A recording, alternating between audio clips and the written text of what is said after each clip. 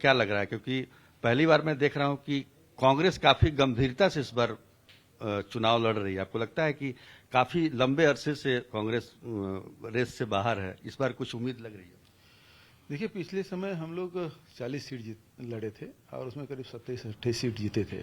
इस समय महागठबंधन का जो एक जी, तो इस समय महागठबंधन में 70-71 सीट हमको मिली है और इस बीच में ग्राउंड में भी काफी कुछ काम हुआ है।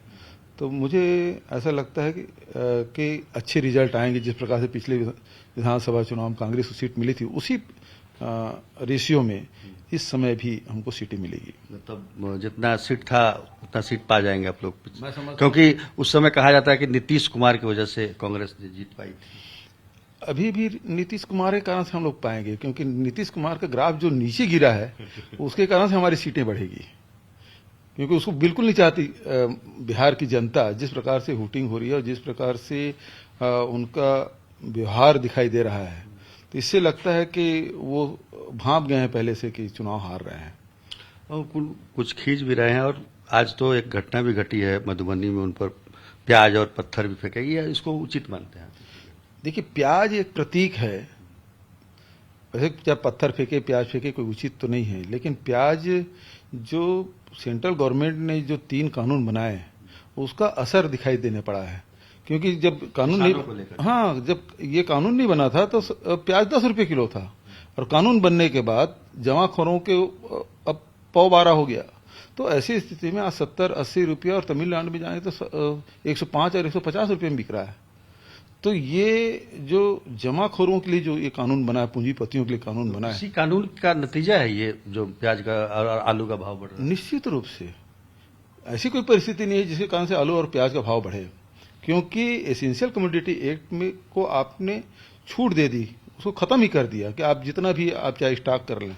तो जमाखोरों के लिए बहुत बढ़िया है। आगे आने वाले देखिए दलहन और तिलहन का रेट बढ़ेगा, फिर अनाज की कीमत भी ये पूंजीपति तय करेंगे।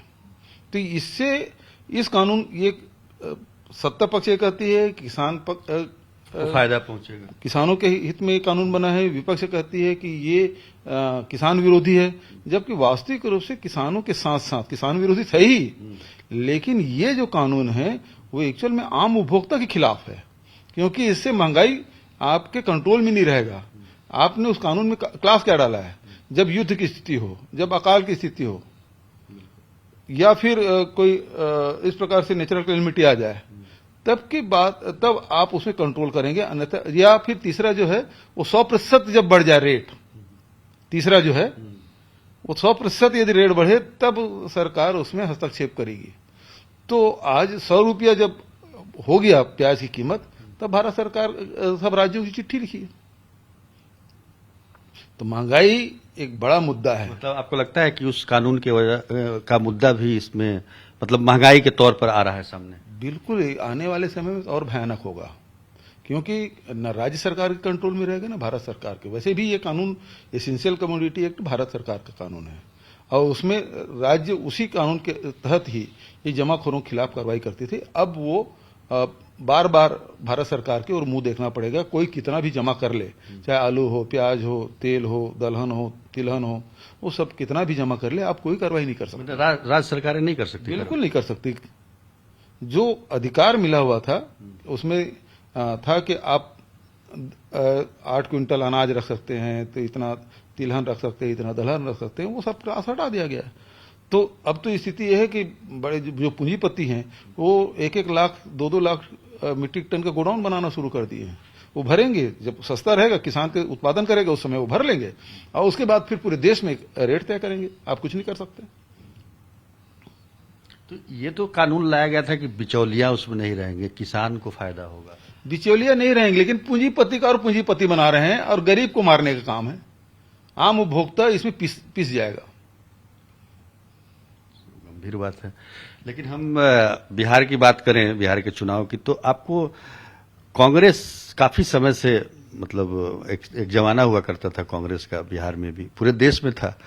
तो आपको लगता है कि बिहार में कांग्रेस का रिवाइवल कैसे हो सकता है? क्योंकि एक तो कोई चेहरा, आपको लगता है कि कोई चेहरा है यहाँ पर इस तरह का कि? देखिए, अभी महागठबंधन में तो हमारे जो चेहरा है वो तेजस्वी यादव जी हैं, और उसको लेकर हम लोग आगे बढ़ रहे हैं। और इसमें निश्चित रूप से हमारे बहुत सारे तपे तुपाए भी नेता हैं, नौजवान लोग भी आ रहे हैं। अब जो कैंडिडेट जो दिए हैं उसमें हर वर्ग के प्रतिनिधित्व दिया गया है और इसी में नेतृत्व उभरेगा। नहीं, आपको नहीं लगता है कि कांग्रेस इतनी बड़ी पार्टी, चेहरा आरजेडी का, तो पिछलग्गू बन के कब तक रहेगी कांग्रेस? देखिए, एक समय रहता है और ये पहिया है वो घूमते रहता है।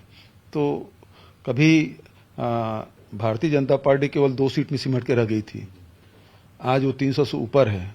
तो ये समय का पहिया है, घूमता है। जैसे छत्तीसगढ़ में हुआ उस तरह से बिहार में हुआ। हाँ, 15 साल भारतीय जनता पार्टी सरकार रही है और वो केवल 15 सीट पे सिमट के रह गई। अभी तो उपचुनाव हुआ, उसमें 1 सीट और चला गया, मतलब केवल भारतीय जनता पार्टी के 14 ही विधायक हैं।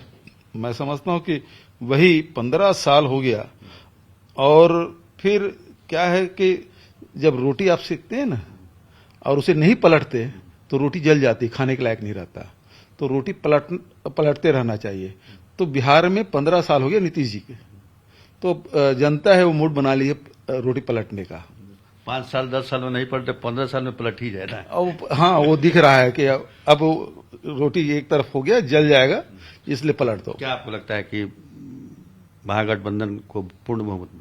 निश्चित रूप से। मैं प्रथम चरण के चुनाव में भी आया था और दूसरे चरण में तो आज ही समाप्त हुआ, उसमें नहीं गया, लेकिन तीसरे चरण के चुनाव में मैं देख रहा हूं तो काफी उत्साह लोगों में दिखाई दे रहा है और महागठबंधन की सरकार बनने वाली है। और जो ये ठगबंधन बना है अब वो जाने वाली है। अभी मुख्यमंत्री हैं, नीतीश कुमार को भी आपने देखा ही होगा।